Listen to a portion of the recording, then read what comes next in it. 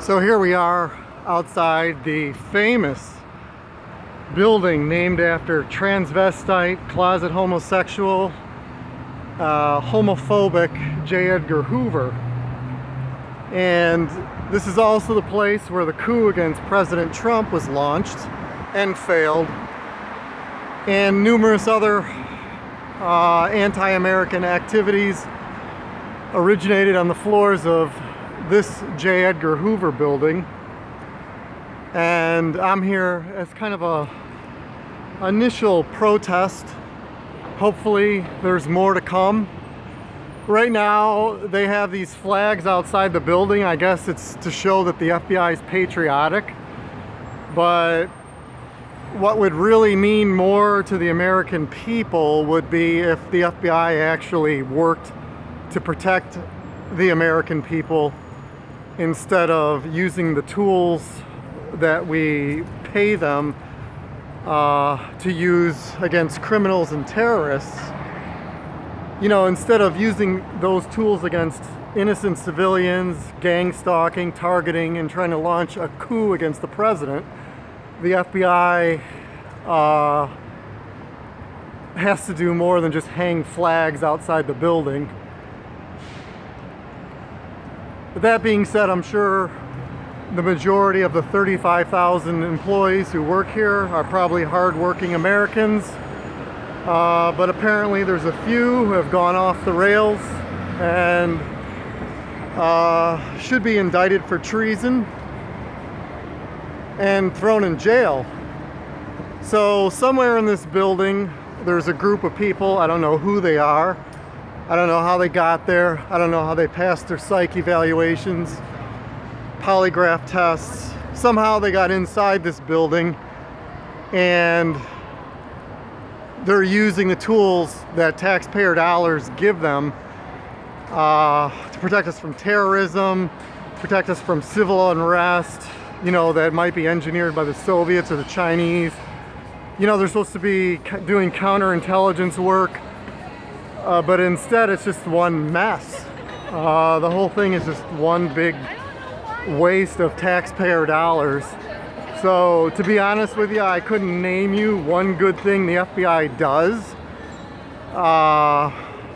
It's just so hard to do. And the Midwest is even worse because the further you get away from Washington D.C., the less accountability you have over how the FBI is actually being used. So somewhere up there, some idiots decided to launch a coup against the president and interfere in the 2016 elections. I don't know if it was here or Quantico, but yeah, this is it. FBI building. Ugly, one of the ugliest buildings in Washington, D.C. They say we won the Cold War, but apparently the Russians somehow infiltrated our architectural departments and they were able to put up these monstrosities of architecture and design that are straight out of some kind of Bolshevik playbook. Brutalist, ugly. They just kind of foster a kind of sociopathy and psychopathy that attracts people to law enforcement and power. You know, it's interesting because I was following the Netflix series Mindhunters, and you know, when you watch the series you see a different kind of FBI, an FBI that's, you know, working for the protection of the people, an FBI that's struggling to kind of evolve as the modern era emerges, as modern crimes emerge. And you know, you would never imagine the old FBI kind of launching a coup against the president. But that's exactly what happened in 2016, and that's kind of where we're at now. So the latest news is that McCabe and Comey will probably be indicted. If we have a one-tier justice system, they will both go to jail. The danger that the DOJ faces if they skirt this question, this problem, is that if the FBI continues to get away with abuses of power, what's going to happen is that it's going to encourage them to keep abusing power. It's going to encourage them to keep repeating the same errors over and over. It'll just happen every 10 years. So, you know, after the 1960s, with all the assassinations of Kennedy and Martin Luther King and various civil rights leaders, and people just kind of not very happy with the FBI at all, you know, what people are starting to say is that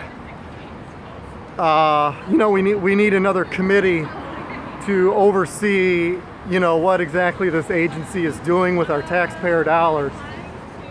We pay them $8.7 billion per year in tax dollars. That funds their budgets, pays their salaries, their health care, you know, everything that supports the FBI. And so what we need, I think, for 2020 is FBI reform and accountability has to be front and center.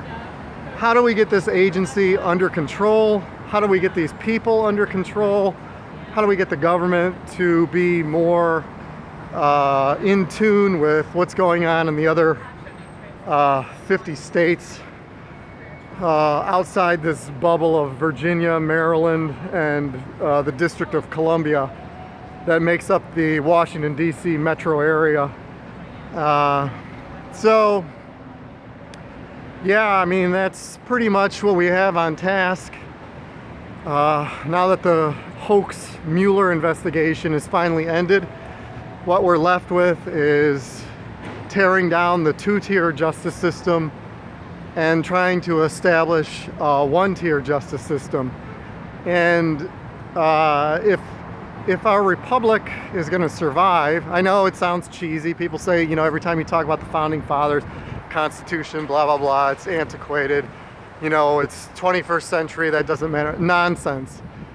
The reason the Constitution has lasted this long, the reason that we're more stable than a place like France or even Italy, is because our Constitution is founded on principles, upon rule of law, and the ability to modify it is in there. It's not written in stone. If enough people get together, changes can be made. So hopefully we can make our voices heard, and this building with its 35,000 employees can be held accountable for how they're using our tax dollars.